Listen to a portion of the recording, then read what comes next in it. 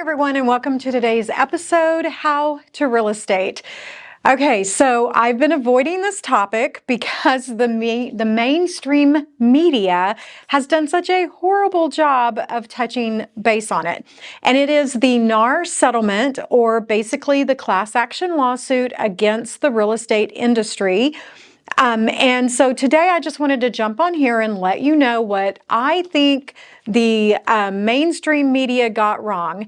They made a really big deal about the decoupling of commissions and the seller not being required to pay the buyer side anymore. Here's the thing, guys. It has always been like that. The seller has always been able to negotiate their fees for their listing agent and for the buyer's side.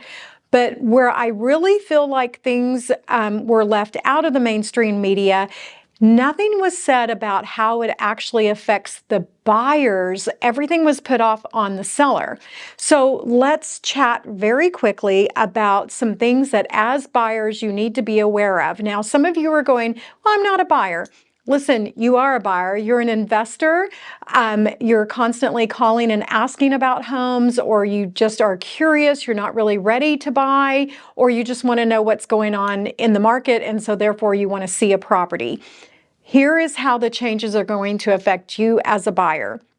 You will now need to enter into a written agreement prior to entering a home with a realtor. Now, the reason that's important that you understand, I've been in this industry for 21 plus years, and sellers have always understood the importance of interviewing listing agents and knowing what you're getting for what you're paying for. So now that's going to be really, really important for you as a buyer to not just call any old person and have them let you in the home, because before you can go in, you will be signing some form of an agreement. I'm not going to go into the agreements with you today because there's so many different forms. Every brokerage is kind of coming up with their own form. But as a buyer, what you absolutely need to know is, who are you going into a new contract with that you are promising certain things to?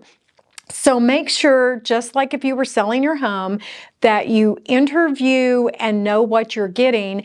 And for goodness sake, please, please, please read the agreement before you sign it. Now, I know that that sounds so 101, but what I find is most people do not actually read what they are given. They ask the agent to explain it to them. The agent gives them their version of it, and then the buyer signs, and then sometimes they have a big surprise later. So make sure that you know who you're going to be signing an agreement with, who you're working with, what kind of skill set do they have, how knowledgeable are they? And I don't necessarily mean 21 years in the business. I have people on my team that I would put against most people who have been in the industry for more than a decade. Why?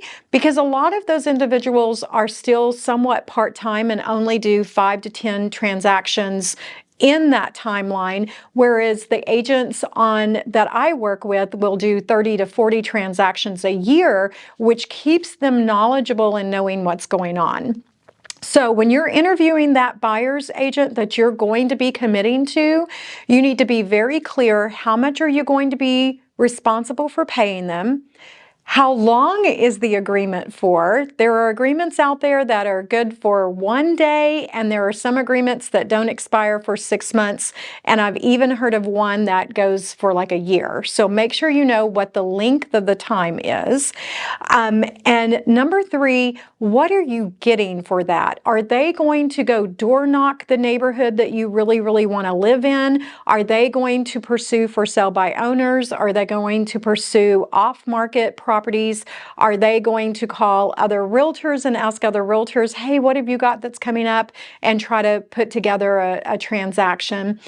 Are they going to help you with negotiating who is actually doing the inspections? Because guys, all inspectors are not the same. And so if that buyer's agent that you've hired is only doing a couple of transactions a year, maybe they're not familiar with some of the new inspections that you should be thinking about doing, such as MIRs or surveys, pin stake surveys, that type of thing. So make sure that you are familiar with the lingo and that you are hiring someone that can take your hand and lead you through the process. Otherwise, you could end up paying someone and feeling like you did not get your money's worth, or worse, you could actually be stuck with someone that you actually don't feel comfortable with, and moving through the process and paying someone and just being completely untrained about what's happening and what's going on. So if you were thinking about hiring a buyer's agent, or you're just wanting to get in the door and look at a home, be aware that now there is a document that you will have to sign before that agent can unlock the door and let you in. So make yourself knowledgeable.